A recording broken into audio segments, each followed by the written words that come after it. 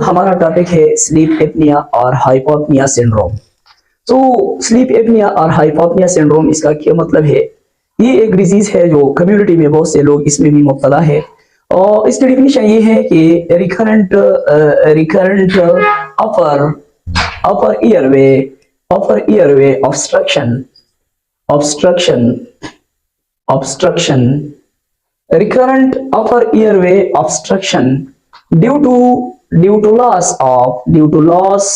of pharyngeal muscle tone leads to pharyngeal collapse during inspiration यानी इसका मतलब ये है कि एक बंदा है, जब ये एक गहरी नींद में जाएंगे या सो जाए, एक बंदा जब सो गया तो इस बंदे के सोने के बाद जो है क्या होता है, इस बंदे के लिए सपोज ये एक पर्सन है। अब ये पर्सन जो है क्या हो गया, ये पर्सन जब सो गया तो आप लोगों को मालूम है कि ये सपोज माउथ है, तो ये माउथ है, ये पेरिंक्स है। अब इस पेरिंक्स में जो है इसके अंदर क्या है, पेरिंजियल मसल है। अब ये पेरिंजियल मसल है, जब ये बंदा सो जाते हैं तो ड्यूरिंग स्लीप, नींद के दौरान इसकी ये मसल जो है इसकी लॉस होती है, टोन जो है इसकी टोन की लॉस होती है, मसल टोन लॉस होती है। और नतीजे में क्या होता है, ये इतना जब है तो ये तंग होता है।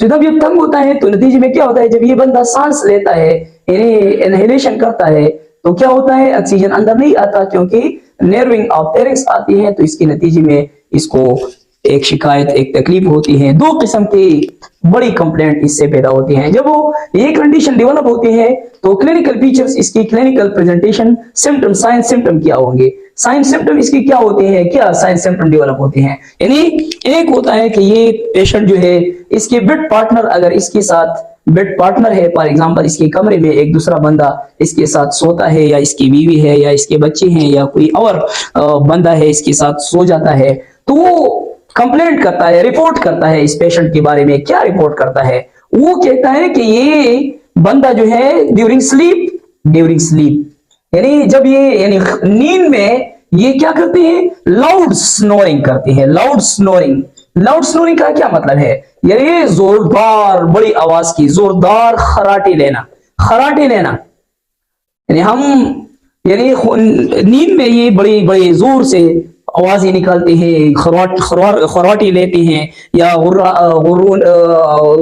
ग्रम्बलिंग साउंड होती हैं, जो बड़ी आवाज इसकी नींद में इससे आती है। दूसरा, ये पेशेंट खुद क्या कंप्लेंट करता है, ये पेशेंट कंप्लेंट करता है कि मुझे सारी रात जो है, यानी ऑल द नाइट टाइम, ये बंदा ये सुबह जब उठता है तो ये कंप्लेंट करता है कि ऑल द नाइट टाइम एस्लीपनिया मतलब ये है कि ये कहता है कि मैंने नींद नहीं किया। क्यों?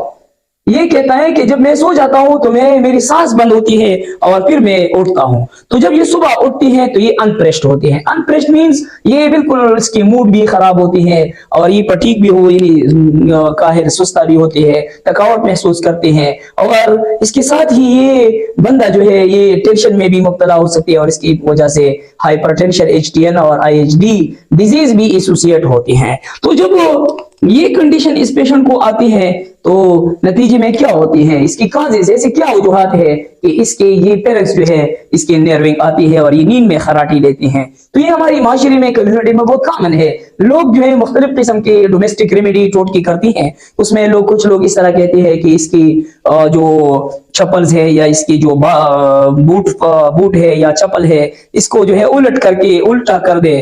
तो ये मुख्तलिफ किस्म के डोमेस्टिक रेमेडी भी हम करते हैं, लेकिन इसकी बड़ी वजूहात क्या है? नंबर 1 वजूहात ये है कि ओबेसिटी। जब इंसान ओबीज होता है, इसका मोटापन ज्यादा होता है, तो उस नतीजे में क्या होता है, ये मसला है। एक बंदा है, उसको क्रॉनिक टॉन्सिलाइटिस है, यानी उसके यहाँ जो बड़े गली टॉन्सिल जिसको हम कहते हैं, अगर बड़े हो जाए तो उसके नतीजे में ये भी होते हैं हाई टॉन्सिलर हाइपोट्रोफी, अगर उसके हो जाए। या हम ये कहते हैं कि ये पेशेंट एक्रोमेगली इसको होता है। एक्रोमेगली मींस यानी एबनॉर्मली इसके ग्रोथ हार्मोन जो है इंक्रीज हो जाए, उसके नतीजे में इसका बॉडी जो है बड़ा हो जाए। या इसको हम कहते हैं कि ये बंदा जो है हिप्नोटिक है, सेडेटिव है। सेडेटिव का मतलब ये है कि अल्कोहल या पीती हैं, शराब पीती हैं या इसके साथ कोई और ड्रग्स लेती है, उसके नतीजे में भी होते हैं। या इस बंदे को हाइपोथायराइडिज्म है, तो इन कंडीशन में क्या होती है, इन कंडीशन में इस बंदे को एक किस्म की डिजीज आती है।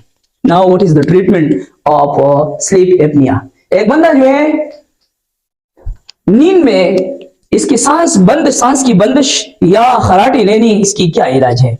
So first of all avoid some things. इस बंदे को कुछ चीजों से अपने आप को बचाना चाहिए। इस बंदे के लिए एंजाइलेटिक ड्रग्स जो है, जिसको हम ब्रोमाज़ेपाम, अल्प्राजोमालान, ये एंटी एंजाइलेटिक ड्रग्स, ये ड्रग्स जो है, या इसको नार्कोटिक ड्रग्स जो है, ये नहीं लेना चाहिए। ओपियम या डेरिवेटिव अवॉइड करना चाहिए। क्या चीज? स्मोकिंग जो है ये इसके लिए खतरनाक है।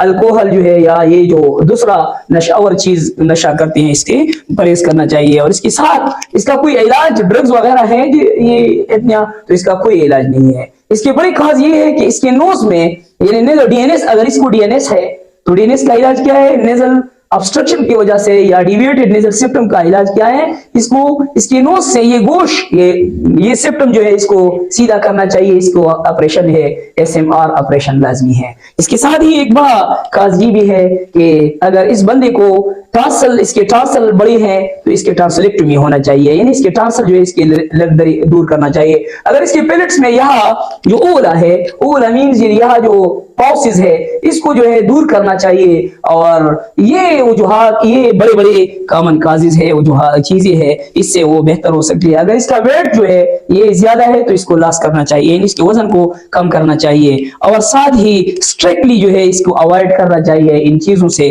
तो इसका बड़ा इलाज ये है, अदरवाइज इसका कोई ट्रीटमेंट, स्पेसिफिक ट्रीटमेंट नहीं है।